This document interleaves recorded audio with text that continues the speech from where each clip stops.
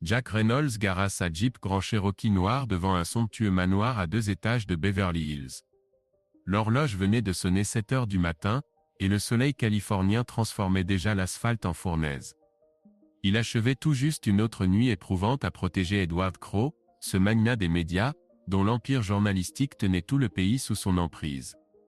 Depuis 3 années maintenant, Jack demeurait l'ombre de Crowe, vivant selon un emploi du temps d'une précision militaire, séances d'entraînement, rondes de sécurité, et d'interminables missions d'escorte lors de réunions cruciales. Mais ce matin-là, le travail était bien la dernière de ses préoccupations. Il franchit le seuil de la demeure, jetant ses clés sur la table d'entrée en bois dans un cliquetis sec. La maison baignait dans un silence inquiétant, troublé seulement par le bourdonnement constant de la climatisation fonctionnant à plein régime. Son épouse Caitlin n'émergerait pas avant 9 heures, surtout après l'une de ces légendaires soirées entre femmes. Jack se dirigea vers la cuisine et ouvrit la porte du réfrigérateur. Puis il se figea complètement. Sa bière avait disparu. Encore. Que diable? Marmonna-t-il, contemplant l'étagère désolée où un pack de 6 Zero IPA de la brasserie locale aurait dû l'attendre. Il l'avait acheté il y a tout juste 3 jours, et il était absolument certain qu'il en restait 4 bouteilles. Maintenant, volatilisé sans laisser de traces. Il claqua la porte du réfrigérateur et massa ses tempes douloureuses. 3e fois ce mois-ci. Il ne perdait pas la raison, ses facultés d'observation acérées, forgées chez les marines et perfectionnées au fil des années de garde du corps, lui criaient que quelque chose clochait sérieusement. Caitlin ne toucherait pas à la bière même si sa vie en dépendait. Elle l'avait toujours qualifié de breuvage plébéien, s'en tenant à son chardonnay haut de gamme. Alors qui était le coupable? Jack déambula dans le salon, ôta sa veste et la drapa sur une chaise. Son Glock 19 demeurait bien calé dans son holster d'épaule. S'enfonçant dans le canapé, il sortit son téléphone et ouvrit son application de notes, ses doigts voltigeant tandis qu'il consignait les incidents de bière disparus, 3 mai, 12 mai, et maintenant 20 mai. Chaque disparition coïncidait parfaitement avec ses gardes de nuit, ses longues heures campées dans le bureau de Crowe ou à le suivre lors de réunions marathoniennes. Coïncidence, se dit-il, mais même sa propre voix suintait le doute. De retour dans la cuisine, Jack s'accroupit et ouvrit la poubelle sous l'évier, cherchant des bouteilles vides. Rien. Pas de verre, pas de canette d'aluminium, aucune preuve quelle qu'elle soit. Quiconque pillait sa réserve de bière effaçait ses traces comme un professionnel.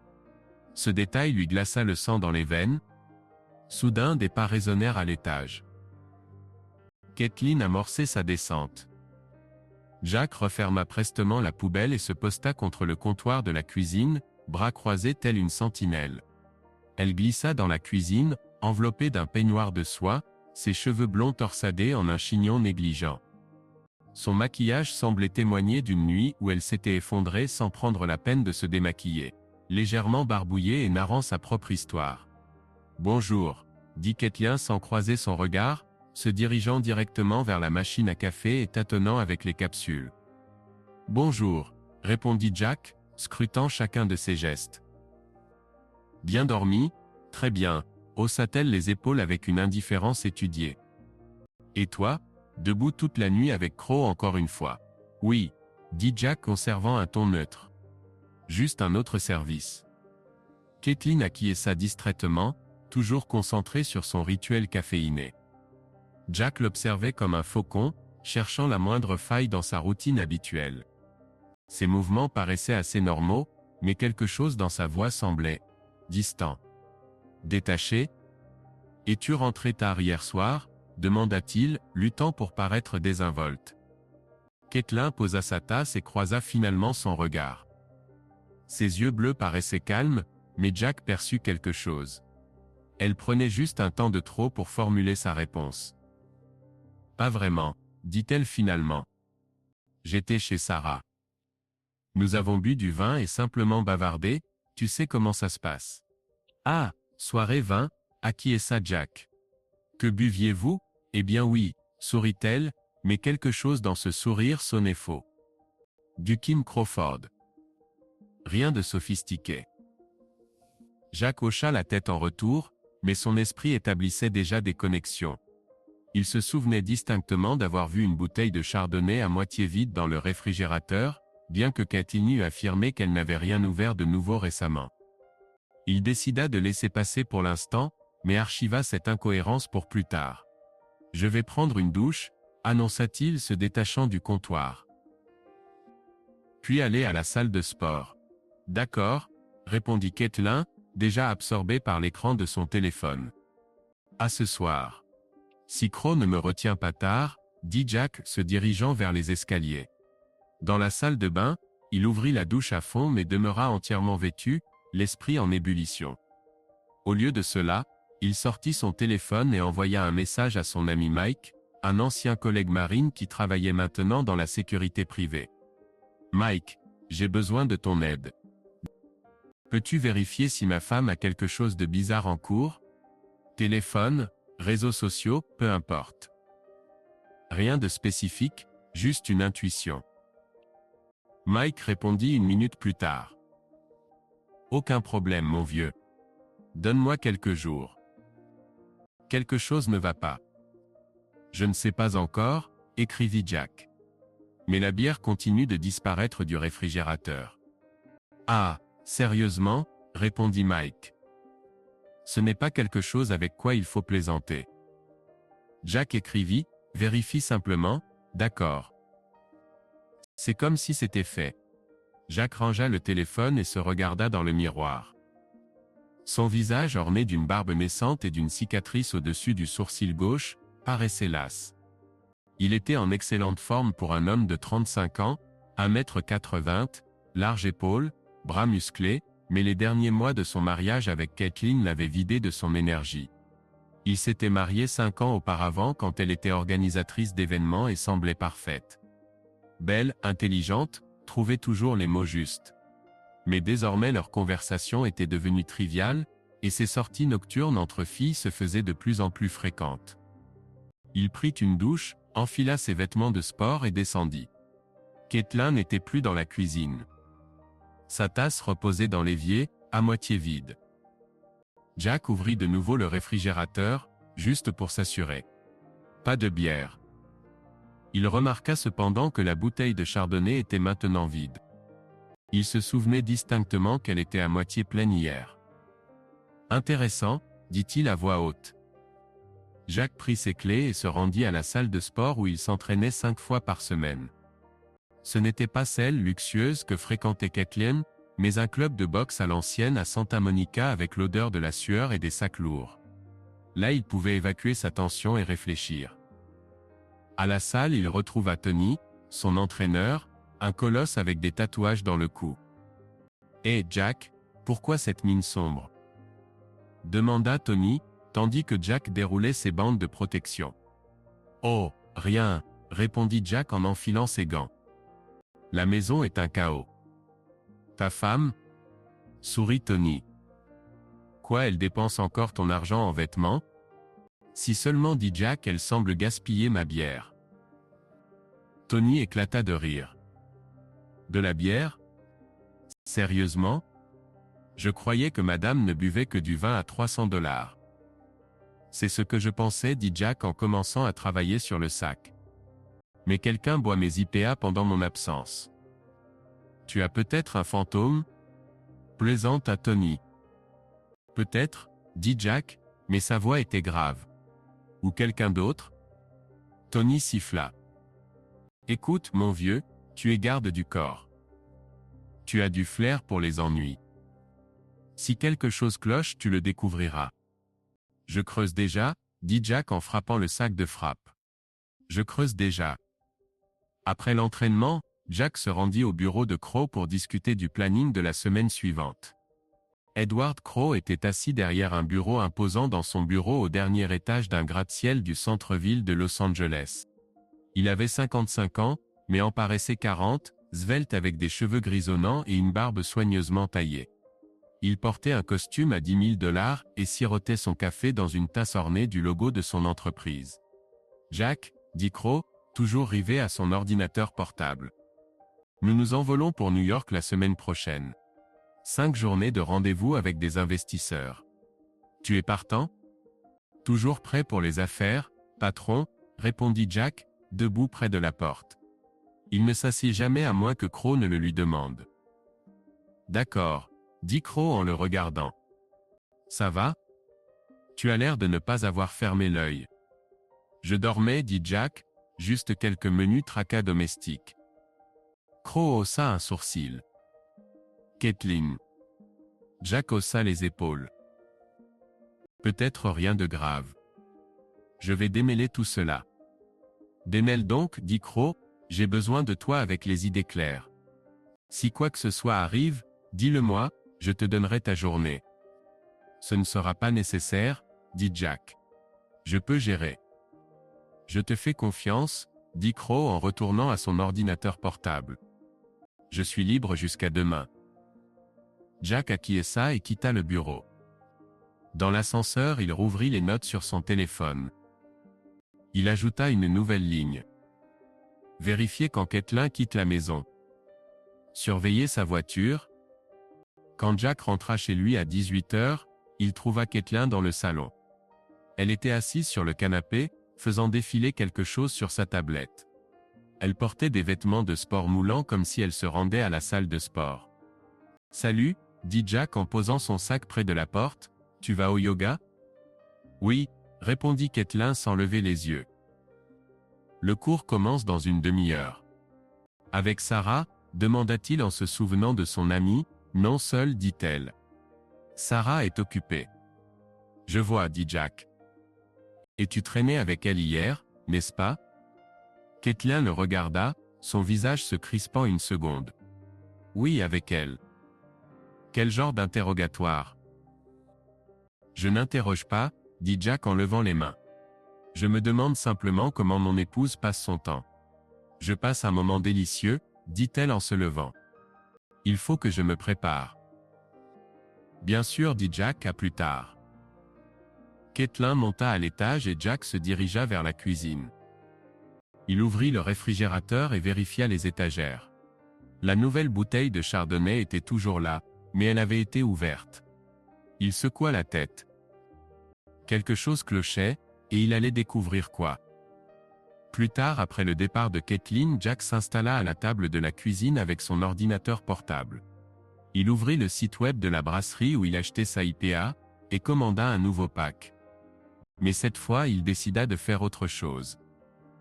Il se rendit sur le site d'un magasin d'électronique et commanda une caméra cachée avec Wi-Fi qui pouvait diffuser des vidéos sur son téléphone. La livraison aurait lieu demain. Voyons voir qui ici aime s'approprier les affaires d'autrui sans demander, dit-il en fermant l'ordinateur portable. Jack se leva, saisit une bouteille d'eau dans le réfrigérateur et se dirigea vers l'étage. Il savait que ce n'était là que le commencement. Si Caitlin dissimulait quelque chose, il en découvrirait la preuve. Et dans le cas contraire, il saurait au moins où passait sa bière. Mais son instinct lui soufflait que la vérité serait plus complexe, et que ce n'était pas seulement de la bière qui était dérobée sans permission. Jack Reynolds descendit de son SUV devant le bureau de poste du centre-ville de Beverly Hills. Il était 10h du matin et la rue se remplissait déjà de voitures et de piétons. Il venait de terminer son entraînement matinal dans un club de boxe et s'arrêtait pour récupérer un colis qu'il avait commandé 2 jours plus tôt. Dans cette boîte se trouvait une caméra Wi-Fi dissimulée, un petit dispositif qui apporterait la réponse à ses questions. Le bureau de poste était bondé. Jack fit la queue, téléphone en main. Un message de Mike, son ami, apparut sur l'écran, promettant de surveiller l'activité de Caitlin sur les réseaux sociaux. Rien d'étrange jusqu'à présent, écrivait Mike. Elle poste des photos de yoga et des dîners avec ses amis. Mais je creuse plus profond. Fais-moi savoir si tu as besoin de quelque chose de spécifique. Merci, répondit Jack. Garde simplement l'œil ouvert. Il rangea le téléphone et s'avança vers le comptoir. L'employé, une femme dans la quarantaine au regard fatigué, lui tendit une petite boîte en carton. Jack Reynolds, demanda-t-elle vérifiant le nom sur le formulaire. Oui, c'est moi, dit Jack signant sur la tablette. Bonne journée, dit-elle passant déjà au client suivant. Jack retourna à sa voiture, posa la boîte sur le siège passager et rentra chez lui. Le manoir de Beverly Hills l'accueillit dans le silence. Caitlin était partie à un autre cours de yoga, ou du moins c'est ce qu'elle avait dit en partant ce matin-là. Jack entra dans le salon, ouvrit la boîte et en sortit une caméra. Elle avait la taille d'un briquet, avec l'objectif dissimulé dans un boîtier qui ressemblait à un chargeur de téléphone. Elle était accompagnée d'instructions et d'une application pour smartphone. Jack brancha la caméra dans une prise sur l'étagère près de la télévision, la camouflant parmi les câbles et les bougies décoratives que Caitlin avait disposées dans toute la maison. Pas mal, dit-il, vérifiant l'angle de vue à travers l'application. La caméra capturait tout le salon, le canapé, la table basse, l'entrée de la cuisine et l'escalier menant à l'étage.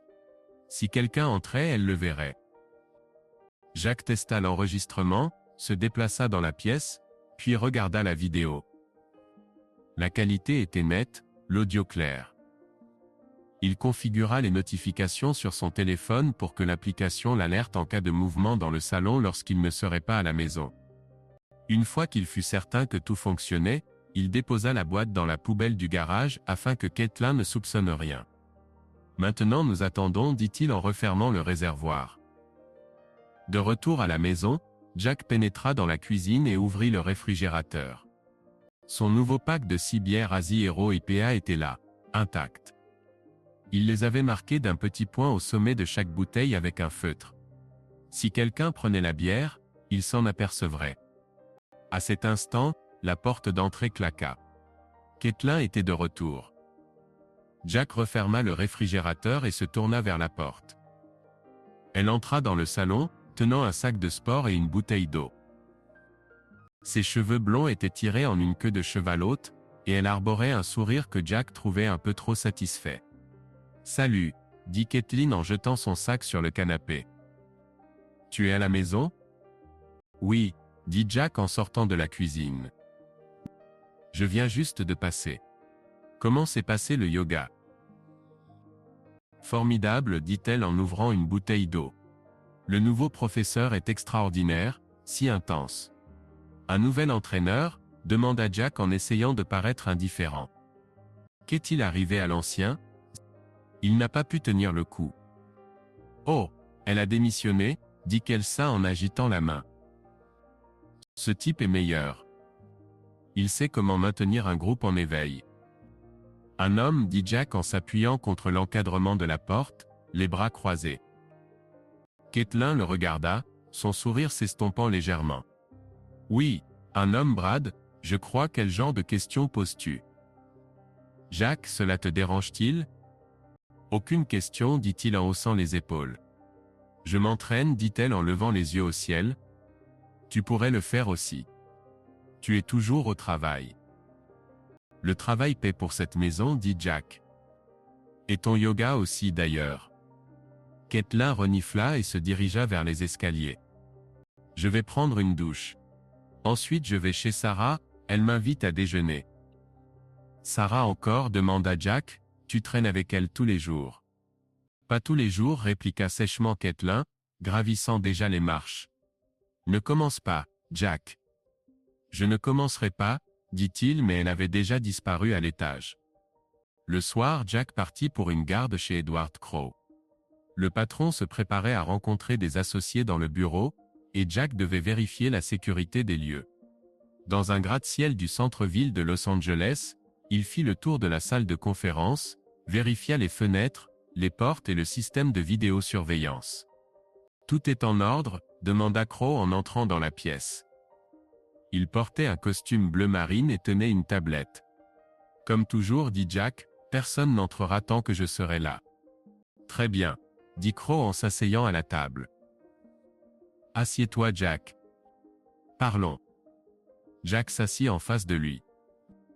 Crowe l'appelait rarement juste pour bavarder, ce qui était inquiétant. Tout va bien? Demanda Crowe le regardant droit dans les yeux. Il a été plutôt tendu ces derniers jours. Ça va, patron, dit Jack, juste quelques petites affaires domestiques, les petites choses peuvent devenir grandes, dit Crowe. Caitlin? Jack marqua une pause.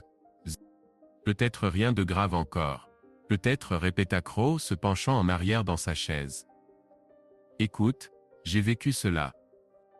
Si quelque chose ne va pas, règle ça tout de suite. Ne laisse pas traîner. Je suis déjà en train de démêler l'affaire, dit Jack. Merci pour le conseil. De rien, dit Crow. Et n'oublie pas New York. Nous partons dans une semaine. 5 jours, beaucoup de réunions. Sois prêt. Toujours prêt, dit Jack. Après la réunion, Jack resta au bureau jusqu'à minuit, vérifiant l'agenda de Crow. Son téléphone vibra plusieurs fois. L'application caméra l'alertait d'un mouvement dans le salon. Il ouvrit la vidéo, mais rien de suspect. Caitlin déambulait dans la pièce, parlant au téléphone, puis montait à l'étage. Jack sauvegardera l'enregistrement, décidant de le regarder plus tard. Quand il rentra chez lui à 2 heures du matin, la maison était plongée dans l'obscurité. Caitlin dormait ou feignait de dormir. Jack se dirigea vers le bureau du rez-de-chaussée, brancha son téléphone à son ordinateur portable, et commença à faire défiler les images de surveillance. La première vidéo était vide. Caitlin traversait simplement le salon avec son sac. La seconde révélait davantage. Dans l'enregistrement, Caitlin était assise sur le canapé, tenant son téléphone. Elle souriait, jouant avec une mèche de cheveux. Jack monta le volume. « Oui, je sais, » dit-elle en gloussant. « Non, il part la semaine prochaine. À New York, avec le patron. 5 jours. Pause. » Jack tendit l'oreille, aux aguets. « Bien sûr que je suis libre, » dit Caitlin baissant la voix. « Viens donc, ce sera amusant.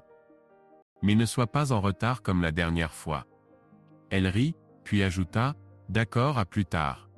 Au revoir. » Caitlin posa le téléphone et sortit du cadre. Jack rembobina la bande, l'écouta à nouveau. Son cœur battait plus vite, mais son visage demeurait impassible. Il savait ce que cela signifiait. Elle projetait de rencontrer quelqu'un pendant son absence. Un amant. Le mot flottait dans sa tête comme un fait qu'il ne pouvait plus ignorer. « Eh bien Caitlin, dit-il doucement, tu es prise. » Jack sauvegardera la vidéo sur son disque dur et ferma son ordinateur portable. Il se dirigea vers la cuisine et ouvrit le réfrigérateur. Une bouteille de bière manquait. Le point marqueur sur le bouchon avait disparu. Quelqu'un avait remplacé sa bouteille par une sans marque.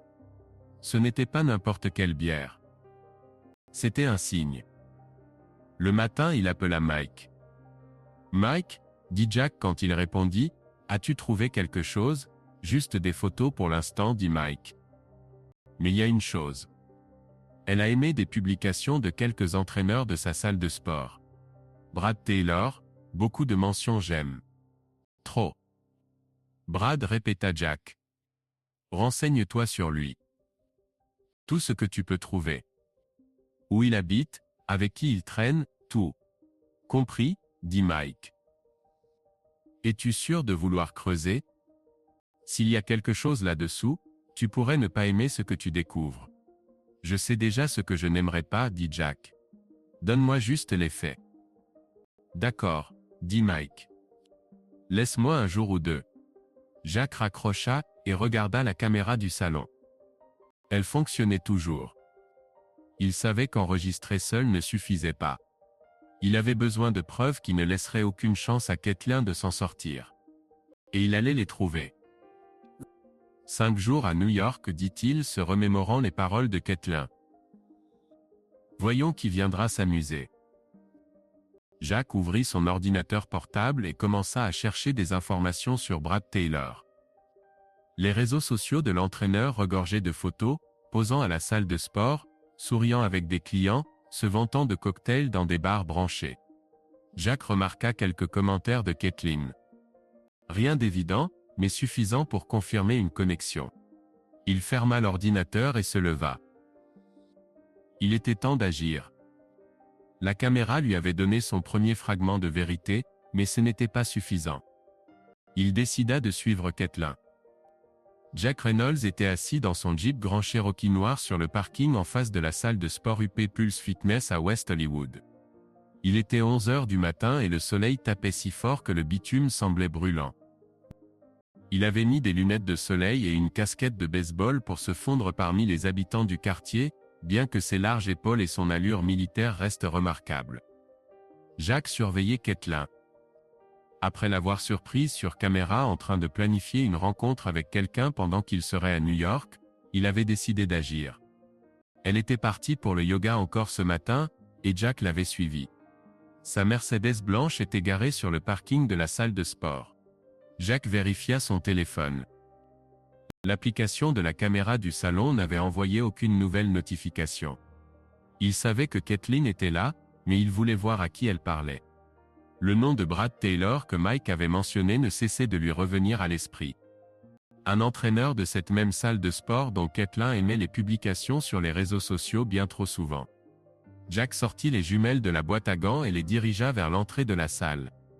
À travers les portes vitrées, il voyait des gens en tenue de sport coûteuse, avec des bouteilles d'eau et des écouteurs.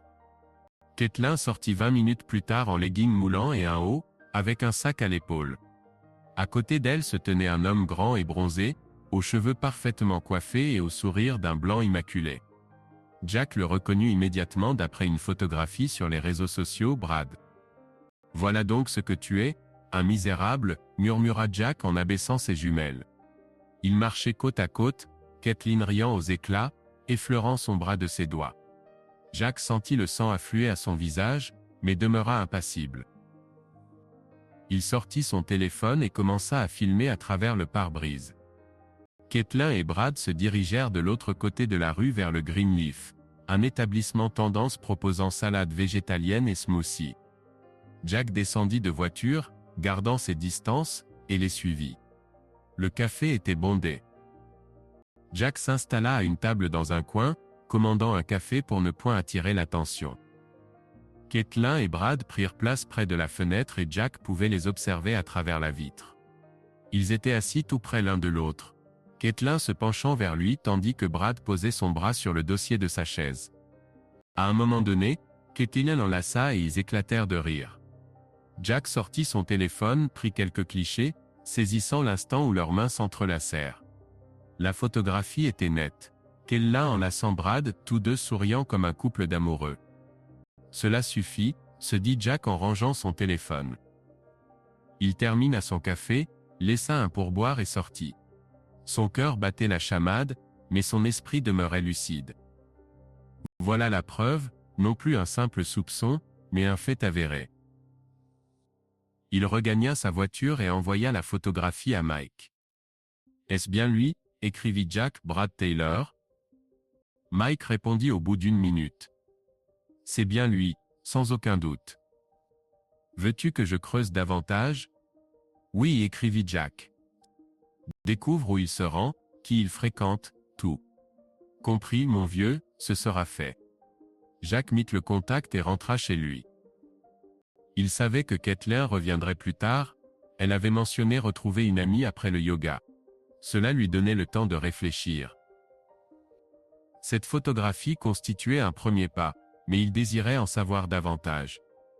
Chez lui, Jack se rendit dans son bureau, connecta son téléphone à son ordinateur portable et sauvegarda les photographies dans un dossier sécurisé. Il vérifia les enregistrements de la caméra du salon. Rien de nouveau, juste Caitlin le matin préparant son sac avant de partir. Jack se renversa dans son fauteuil, contemplant l'écran. Ses pensées furent interrompues par un appel d'Edward Crowe. « Jack » dit Crowe dès qu'il décrocha. « Réunion avec les associés en centre-ville ce soir, soit au bureau pour 6 heures. »« Bien reçu, patron » dit Jack, « tout est sous contrôle. »« Tout va bien ?» demanda Crowe. « Ta voix semble tendue. »« Ça va, » dit Jack. « C'est juste une journée difficile. »« Ne te surmène pas, » dit Crowe. « J'ai besoin de toi en forme, surtout pour New York. »« Je serai en forme, » dit Jack, « jusqu'à ce soir. » Il raccrocha et consulta sa montre. Il était midi. Caitlin serait de retour dans 1 heure ou 2 si son déjeuner avec une amie ne s'éternisait pas. Jack décida de rester à la maison pour observer son comportement. À 1h30, la porte d'entrée s'ouvrit. Caitlin entra, tenant son téléphone et son sac. Elle ne remarqua pas Jack assis dans le salon et se dirigea directement vers la cuisine. Jack l'entendit ouvrir le réfrigérateur, puis verser quelque chose dans un verre. Il se leva et marcha silencieusement vers la porte de la cuisine. « Bonjour », dit-il apparaissant dans l'embrasure. Caitlin sursauta, manquant de renverser son vin. « Mon Dieu, Jack, tu m'as fait peur. Que fais-tu à la maison ? » J'ai fini tôt, dit-il en la regardant. Et toi, comment s'est passé le déjeuner ? Bien, dit-elle en détournant le regard. Avec Sarah, nous avons bavardé autour de 8 salades. Sarah, répéta Jack en hochant la tête. Elle va bien ?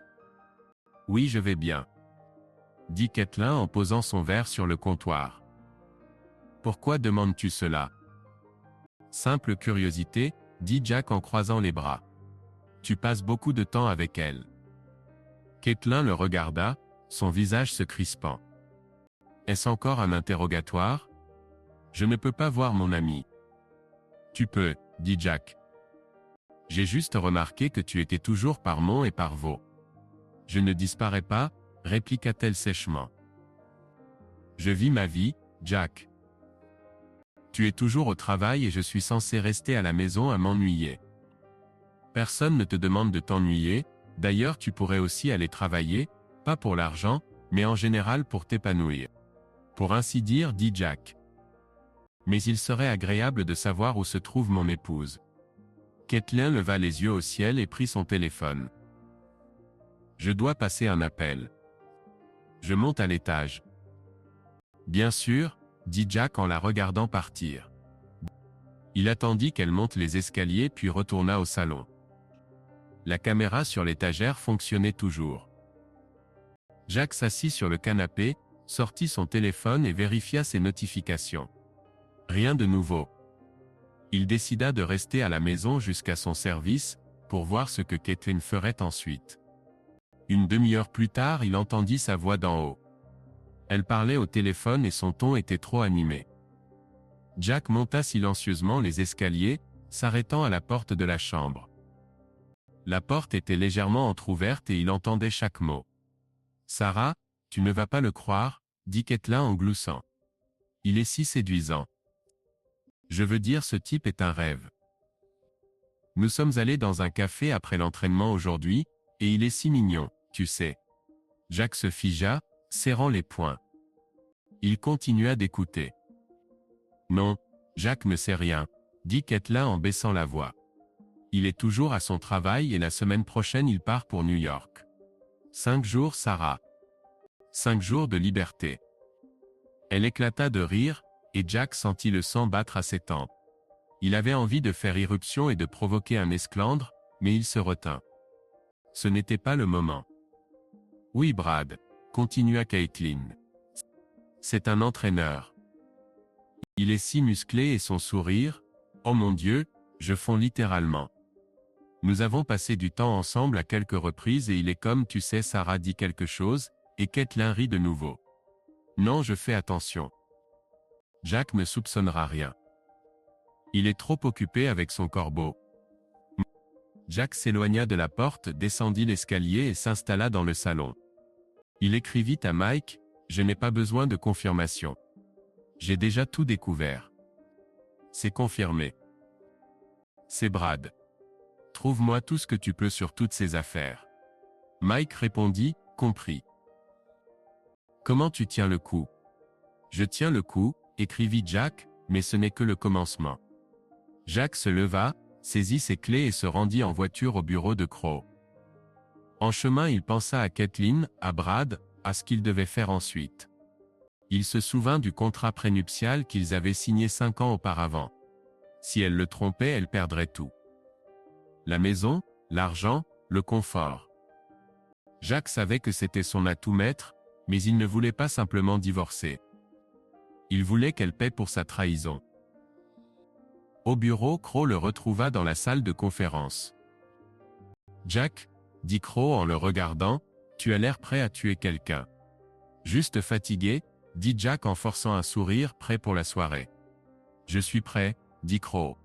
« Mais si quelque chose ne va pas, dis-le-moi, tu es mon bras droit, et ton visage ne me plaît pas ces derniers temps. Tout est sous contrôle, dit Jack. Je te le promets. Crow hocha la tête, et ils commencèrent à discuter des détails de la réunion. Jack Reynolds était assis à son bureau dans son bureau du manoir de Beverly Hills.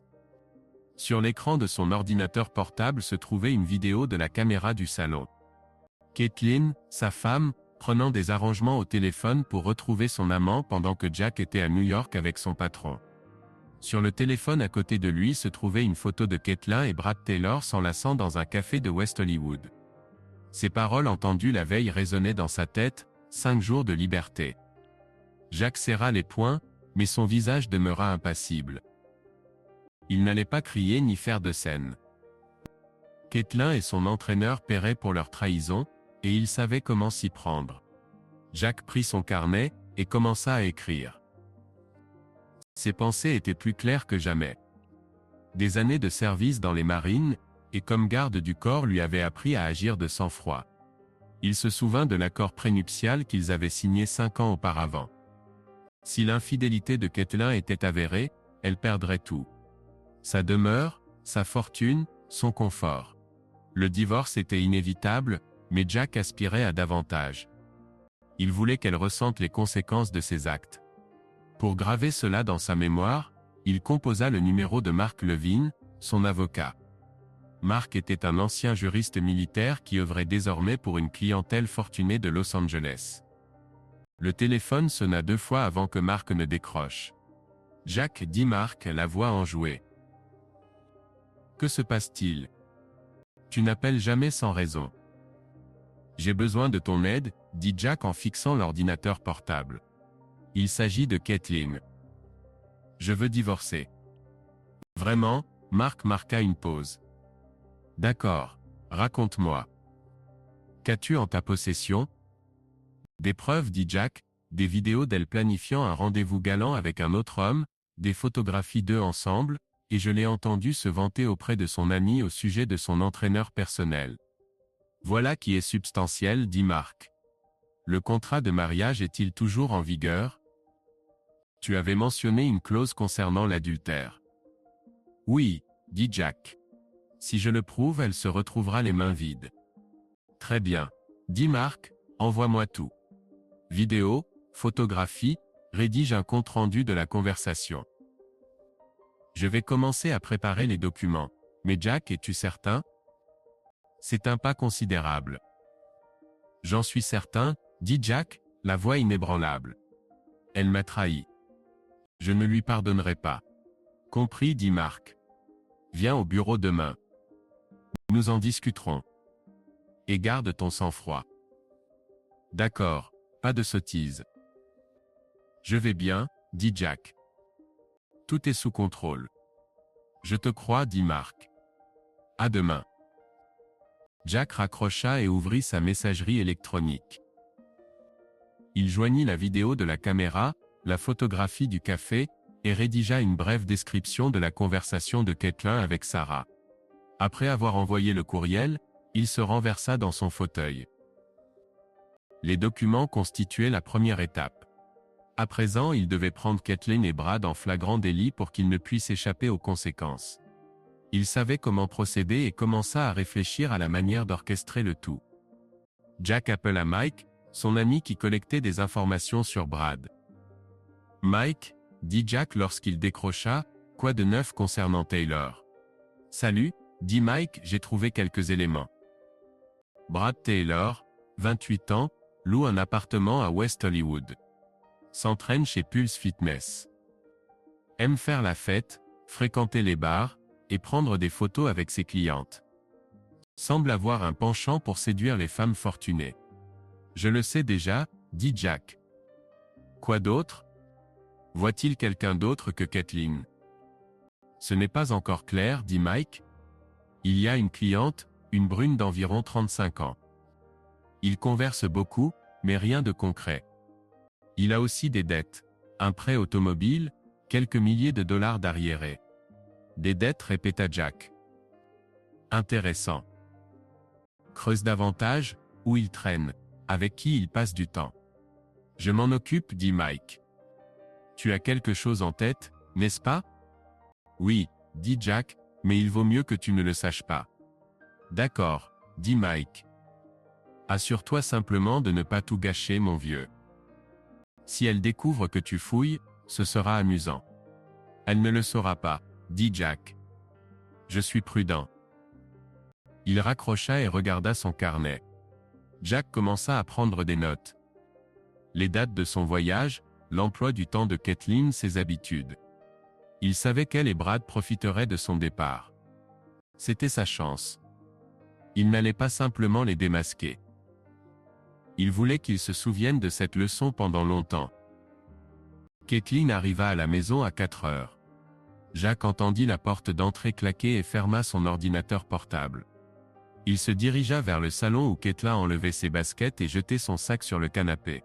« Bonjour, dit-il s'appuyant contre l'encadrement de la porte. « Comment ça va ?»« Bien, dit Kathleen, sans le regarder.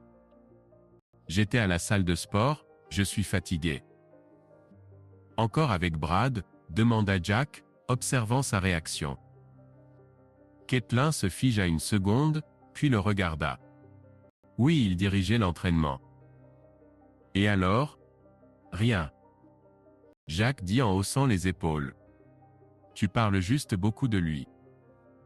Parce que c'est un bon coach, dit-elle en levant les yeux au ciel. Jack, c'est quoi cet interrogatoire? Tu es paranoïaque? Peut-être, dit Jack en souriant. Mais je me demande juste ce que fait ma femme.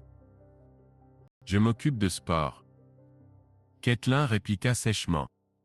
Et toi, tu es toujours au travail. Tu devrais peut-être passer plus de temps à la maison. Peut-être, dit Jack, mais il faut bien que quelqu'un paie pour cette maison. Kathleen renifla et alla dans la cuisine. Jack l'entendit ouvrir le réfrigérateur et se servir du vin. Il retourna au bureau et vérifia la caméra du salon. Elle enregistrait.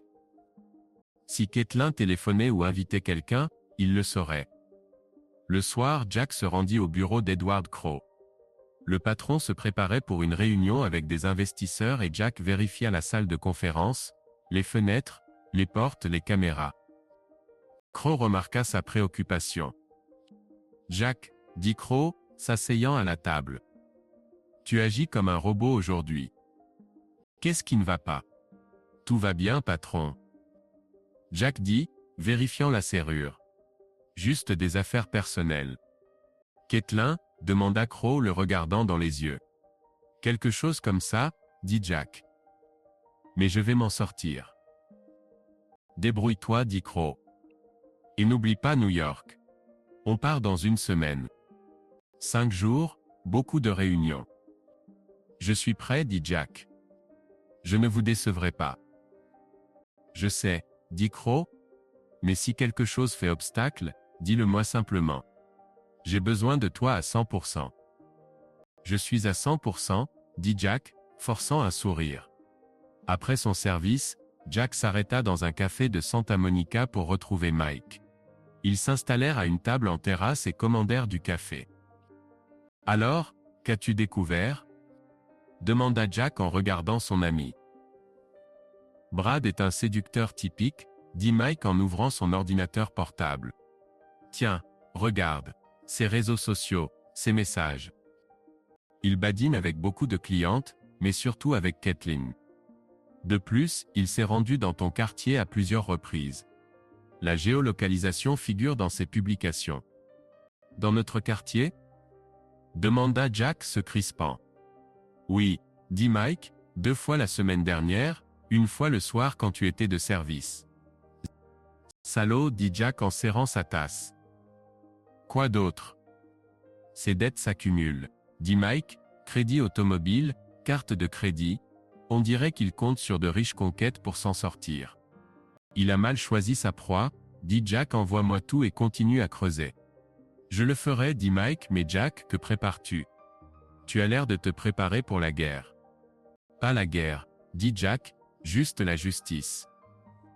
D'accord, dit Mike en levant les mains. Ne m'entraîne simplement pas là-dedans. Je ne le ferai pas, dit Jack. C'est mon affaire. Il rentra chez lui vers minuit. Kathleen dormait ou feignait de dormir.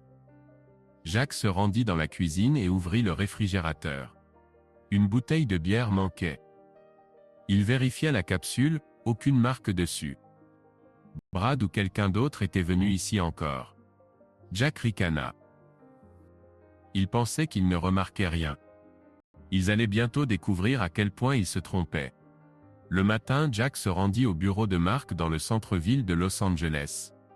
Mark le reçut dans un bureau jonché de dossiers et de tasses de café. « Jack, » dit Mark en lui serrant la main. « Asseyez-vous. J'ai examiné votre lettre. Les preuves sont bonnes, mais nous avons besoin de davantage. »« J'y travaille, » dit Jack en s'asseyant. « Qu'en est-il de la paperasserie ? » « J'ai commencé à préparer, » dit Mark en ouvrant le dossier. « Le contrat est blindé. Si la trahison est prouvée, elle perd tout. Mais nous avons besoin d'un fait indiscutable. Les vidéos et photos sont un début. Mais si elle engage un avocat, il pourrait y avoir des contestations. Il y aura des faits, dit Jack. Je m'en occuperai. D'accord, dit Mark. J'aurai un projet d'ici la fin de la semaine. Mais Jack, que préparez-vous? Vous semblez trop calme. Est-ce mal? Demanda Jack en haussant un sourcil. C'est effrayant, dit Mark avec un sourire. Ne faites simplement rien d'illégal, d'accord? Je ne le ferai pas, dit Jack. Ce sera propre. Je vous crois, dit Mark. J'appellerai quand les papiers seront prêts. Jack quitta le bureau, sentant un plan se former dans sa tête. Il ne révéla pas les détails à Mark, mais il savait que cela fonctionnerait. Caitlin et Brad ne s'attendaient pas à être pris au piège.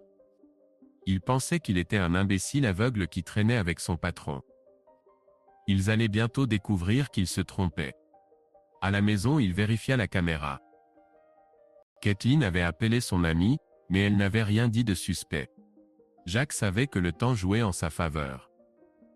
Il continuait de prendre des notes, surveillant son emploi du temps et se préparant. Chaque étape le rapprochait du moment où Caitlin regretterait son choix.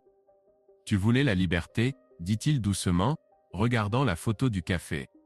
« Tu l'auras. » Jack ferma son ordinateur portable et se rendit à la salle de sport. Il avait besoin d'évacuer la pression pour garder les idées claires. Il avait un plan. Maintenant, il ne lui restait plus qu'à attendre le bon moment. Jack Reynolds gara son SUV devant le gratte-ciel du centre-ville de Los Angeles qui abritait le bureau d'Edward Crowe. Il était 8 heures du matin, et la ville grouillait déjà d'activité. Klaxons de voitures, piétons se hâtant sur les trottoirs. Jack mit ses lunettes de soleil et ajusta sa veste, dissimulant l'étui qui contenait son Glock 10. Aujourd'hui, il n'était pas seulement là pour commencer son service. Il devait parler à son patron, et cette conversation devait rester entre eux. La veille, Jack avait envoyé à Mark, l'avocat, les preuves de l'infidélité de Caitlin. Images de vidéosurveillance, photos d'elle avec Brad Taylor dans un café, description d'une conversation surprise. Mark avait commencé à préparer les papiers du divorce, confirmant que le contrat prénuptial ne laisserait rien à Caitlin si l'infidélité était prouvée. Jack avait également reçu de nouvelles informations de Mike concernant Brad. Le type était criblé de dettes et flirtait avec ses clientes, y compris Caitlin. Toutes les pièces du puzzle se mettaient en place, et Jack savait que sa prochaine étape était de les prendre en flagrant délit.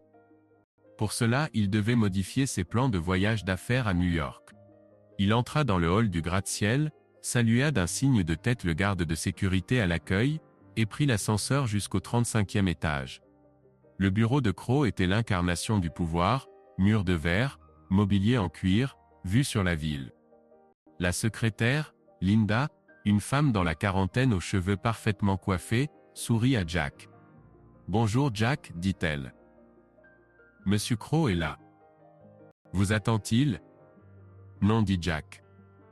Mais j'ai besoin de lui parler. C'est urgent. Laissez-moi voir, dit Linda, consultant l'agenda sur sa tablette. Il a un appel dans une demi-heure, mais il est libre maintenant. Allez-y. Ne me retenez pas trop longtemps. Merci, dit Jack se dirigeant vers le bureau. Il frappa et entra. Edward Crowe était assis à un bureau imposant, examinant des documents. Il portait un costume gris, et sur le bureau se trouvait une tasse avec le logo de son empire médiatique. Crow leva les yeux et hocha la tête. « Jack, dit-il, tu es en avance aujourd'hui. Quelque chose ne va pas. Nous devons parler, dit Jack fermant la porte. C'est personnel. » Crow posa les documents et désigna une chaise d'un geste. « Asseyez-vous. » « Qu'est-ce qui est personnel ?» Jack demeura debout. Il avait l'habitude de s'adresser à son patron en position verticale, tel un soldat s'exprimant devant son commandant. Il s'agit d'un voyage d'affaires à New York. J'aimerais vous demander de reporter le vol d'une journée. Crow haussa un sourcil. Reporter ?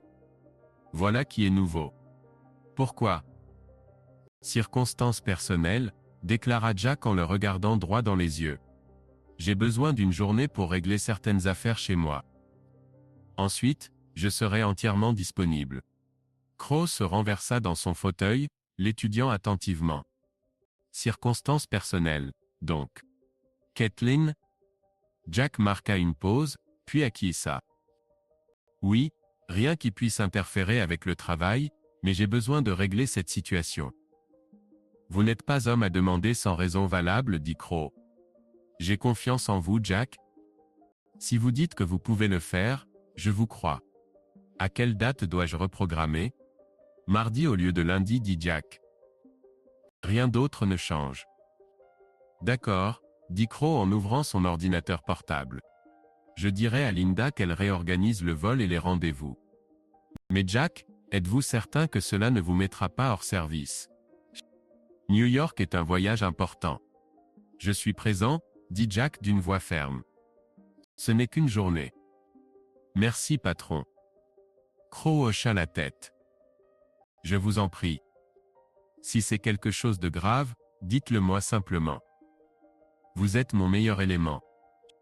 Je ne veux pas que vous vous effondriez. Je ne m'effondrerai pas, dit Jack. À plus tard. Il quitta le bureau, ayant le sentiment qu'une partie du plan se mettait en place. Crow avait accepté sans poser de questions, exactement comme Jack l'avait espéré. Edward l'estimait pour 3 années de travail impeccable, pas une seule erreur, pas un seul échec. Cette confiance donnait à Jack carte blanche. Maintenant il savait qu'il pourrait rentrer chez lui lundi quand Kathleen et Brad penseraient qu'il était dans un avion. Jack descendit au hall d'entrée et monta dans sa voiture. Il sortit son téléphone et envoya un message à Mike. Le voyage a été reporté. Il écrivit quoi de neuf concernant Brad ? Mike répondit 1 minute plus tard. Il traînait dans un bar de Santa Monica hier soir, flirtant avec une blonde, mais pas votre épouse. De plus, il a été vu avec Kathleen au Pulse Fitness ce matin. Voulez-vous que je le suive ? Pas encore, écrivit Jack. Tenez-moi simplement informé de ses allées et venues. D'accord. Vous avez quelque chose en tête, n'est-ce pas ?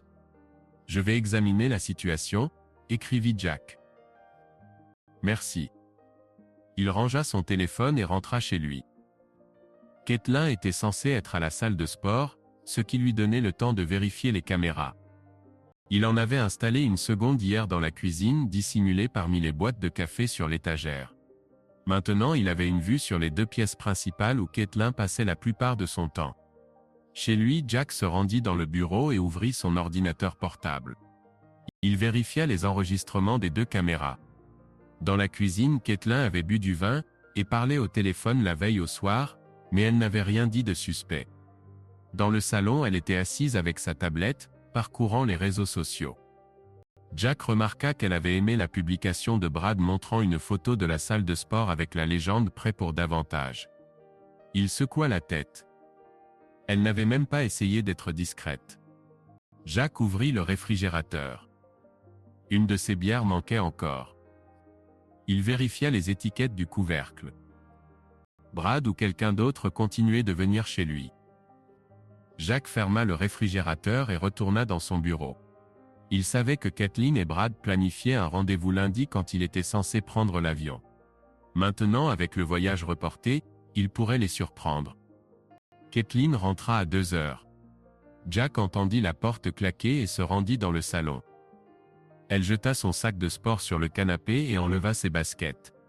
« Salut, dit-il, debout dans l'embrasure de la porte. Comment s'est passé l'entraînement? Épuisant, dit Caitlin, essuyant la sueur de son front. Brad était en forme aujourd'hui. Brad, répéta Jack, gardant son calme. Tu passes beaucoup de temps avec lui. Caitlin le regarda, plissant les yeux. C'est mon entraîneur, Jack. Qu'est-ce que tu insinues? Rien, dit Jack en haussant les épaules. J'ai juste remarqué que tu étais souvent à la salle de sport. Parce que j'aime ça, répliqua-t-elle sèchement, c'est mieux que de rester coincé à la maison. Je vois, dit Jack. Je pensais que tu t'ennuyais à la maison. Caitlin leva les yeux au ciel. Je n'ai pas le temps de m'ennuyer. Je vais prendre une douche, puis aller chez Sarah. Sarah encore? Demanda Jack. Tu es avec elle tous les jours? Pas tous les jours, dit-elle en se dirigeant vers les escaliers. Assez d'interrogatoires, Jack. Pas d'interrogatoire, dit-il en la regardant partir. Il retourna au bureau et vérifia son téléphone. La caméra de la cuisine avait envoyé une notification. Caitlin se servait du vin. Jack ouvrit la vidéo. Elle se tenait au comptoir, tenant le téléphone. Sarah, je ne plaisante pas, dit Caitlin en riant. Il est si adorable. Et tu sais, Jack part lundi. Ce sera amusant. Jack serra les dents. Elle ne savait pas qu'il serait à la maison. Il sauvegardera la vidéo et l'ajouta à son dossier de preuves. Chacun de ses gestes confirmait ses soupçons. Ce soir-là, Jack se rendit dans une salle de boxe à Santa Monica. Il avait besoin d'évacuer la pression. Tony, son entraîneur, remarqua son humeur. « Hé Jack, dit Tony en tenant le sac de frappe. Tu es comme un tank aujourd'hui. Que s'est-il passé? La maison est un chaos, dit Jack en frappant. Mais je vais régler ça. Ta femme, demanda Tony en souriant, elle te vole encore tes bières? Pas seulement la bière, dit Jack en frappant plus fort. Mais tout rentrera bientôt dans l'ordre. Ça semble sérieux, dit Tony. Si quoi que ce soit arrive, appelle-moi. Je t'aiderai. Je peux m'en occuper, dit Jack. Mais merci. Après l'entraînement, Jack s'arrêta dans un café pour retrouver Mark. L'avocat l'attendait à une table avec un ordinateur portable. Jack, dit Mark en lui serrant la main. J'ai commencé à travailler sur les documents. Tes preuves sont bonnes mais il nous en faut davantage. Il y en aura d'autres, dit Jack en s'asseyant. J'y travaille. Tu prépares quelque chose, n'est-ce pas? Demanda Mark en le regardant. Tu es trop calme. C'est mal? Dit Jack en souriant. C'est effrayant. Mark dit, sois juste prudent. Rien d'illégal. Tout est clair, dit Jack. Quand les documents seront-ils prêts? D'ici la fin de la semaine, dit Mark, je t'appellerai. D'accord, dit Jack. Tiens-moi au courant. Il rentra tard chez lui. Caitlin dormait. Jack Reynolds se tenait devant une pharmacie sur Wilshire Boulevard à Beverly Hills. Il était 7h30 du matin, et la ville s'éveillait à peine. Les cafés se remplissaient, et la circulation commençait à se former. Aujourd'hui était un jour important. La veille, Edward Crowe avait accepté d'avancer son voyage d'affaires à New York d'une journée, donnant à Jack une chance de surprendre Caitlin et son amant, Brad Taylor, dans sa propre demeure. Mais les surprendre ne suffisait pas. Jack voulait qu'ils se souviennent de ce moment pendant longtemps. Il entra dans une pharmacie qui sentait le désinfectant pour les mains, et le café d'une machine dans le coin. Derrière le comptoir se tenait une femme dans la cinquantaine, aux cheveux gris courts et un badge nominatif qui disait Doris. Jack se dirigea vers l'étagère des médicaments, étudiant attentivement les étiquettes. Il voulait un remède puissant qui agirait rapidement, mais qui ne causerait aucun mal. Il opta pour un liquide sans goût ni odeur conçu pour agir rapidement. L'emballage indiquait que les effets commenceraient dans 30 minutes et dureraient plusieurs heures. Puis-je vous aider? Demanda Doris, remarquant que Jack était resté longtemps près de l'étagère. Oui, dit Jack en se tournant vers elle. Comment cela fonctionne-t-il? Doris prit la boîte et lut la description. Très efficace. Agit généralement en une demi-heure, parfois plus rapidement. Doit être mélangé avec un liquide.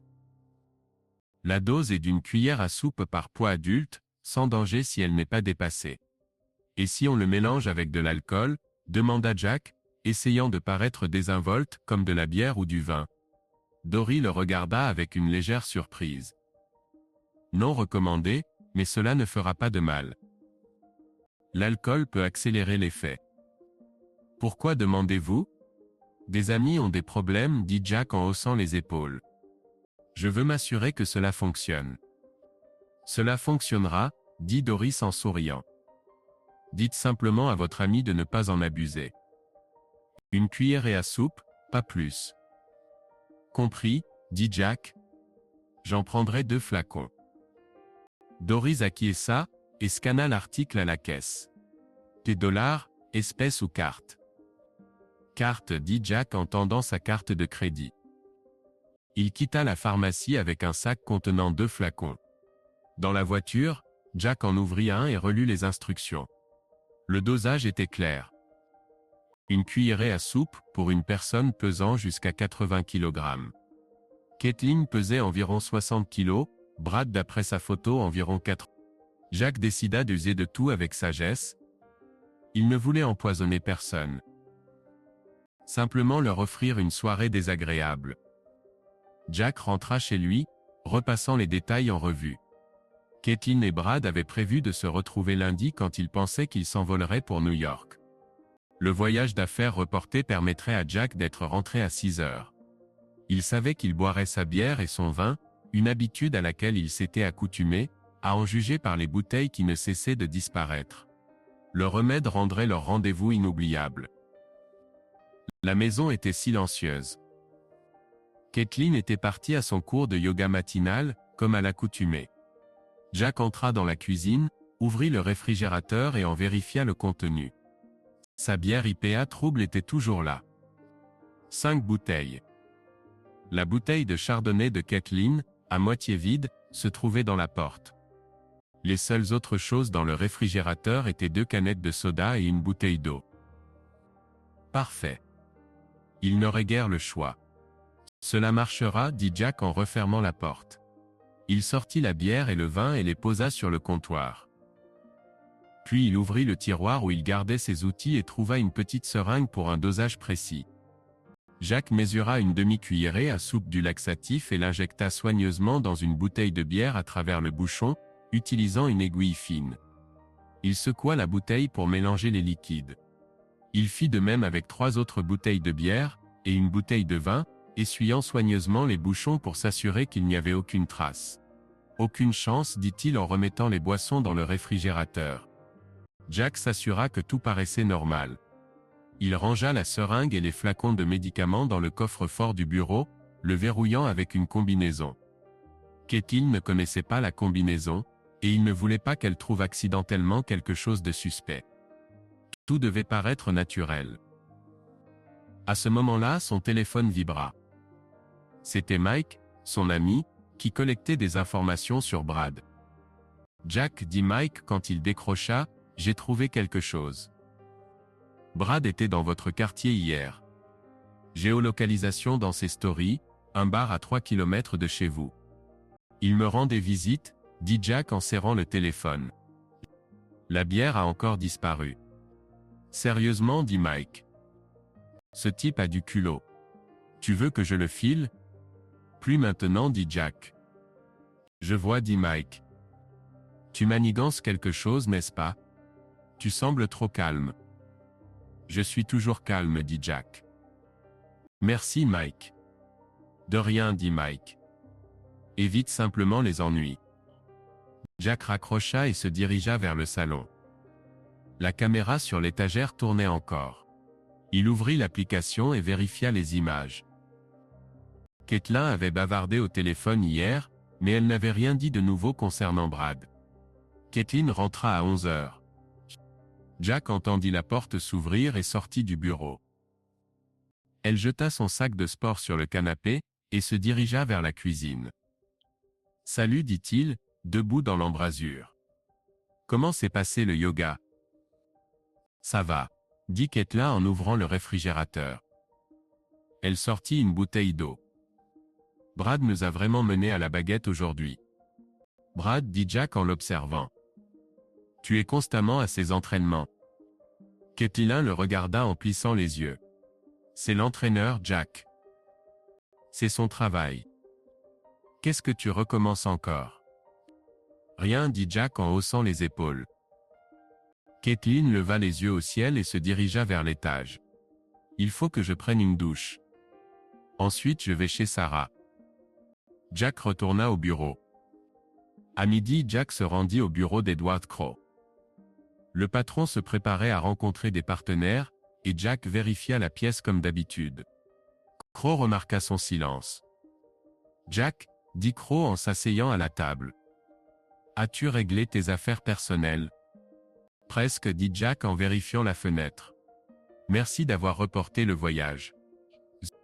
De rien, dit Crowe. Mais tu as l'air de te préparer pour une opération chirurgicale. Tout va bien? Tout est sous contrôle, dit Jack.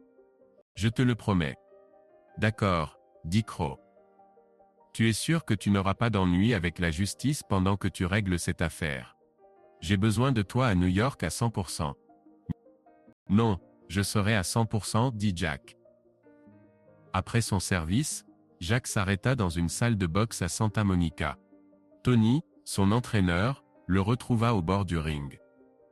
Quand Jack rentra chez lui à 10 heures du soir, il trouva Caitlin dans le salon. Elle était assise avec son téléphone faisant défiler quelque chose. « Tu es en retard, dit Caitlin, levant encore les yeux de son téléphone. « Le travail, dit Jack. Et toi? Qu'est-ce que tu fais? » Rien, dit-elle, je me repose simplement. D'accord, dit Jack. Je pars pour New York demain. 5 jours. Caitlin le regarda. Ses yeux brillèrent une seconde. Ah oui, tu l'avais dit, c'est quand le vol? Lundi matin, dit Jack en l'observant. Je serai de retour vendredi. D'accord, dit-elle en retournant à son téléphone. Bon voyage. Merci, dit Jack en dissimulant son sourire. Jack Reynolds se tenait dans la cuisine de sa maison de ville de Beverly Hills, fixant le réfrigérateur. Il était 6 heures du matin ce lundi, et la demeure était silencieuse, hormis le doux ronronnement de la climatisation. Il avait récupéré les papiers du divorce chez son avocat, Mark Levine, la veille, et ceux-ci reposaient dans un coffre-fort de son bureau, prêt pour le grand moment. Des laxatifs soigneusement mélangés à la bière et au vin attendaient dans le réfrigérateur. Jack vérifia tout une dernière fois. Les 4 bouteilles d'IPA trouble de Caitlin et une bouteille entière de chardonnay étaient à leur place. Les bouchons avaient été méticuleusement nettoyés pour ne pas éveiller les soupçons. Il n'y avait presque aucune autre boisson, juste une canette de soda et une demi-bouteille d'eau. Caitlin et Brad choisiraient l'alcool, il en était certain.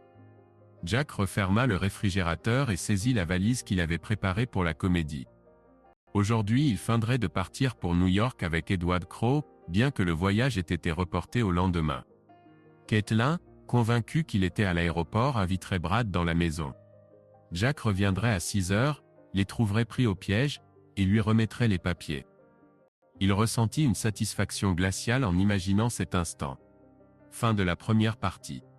Soutenez-nous avec le bouton j'aime et partagez vos réflexions sur l'histoire dans les commentaires. Merci.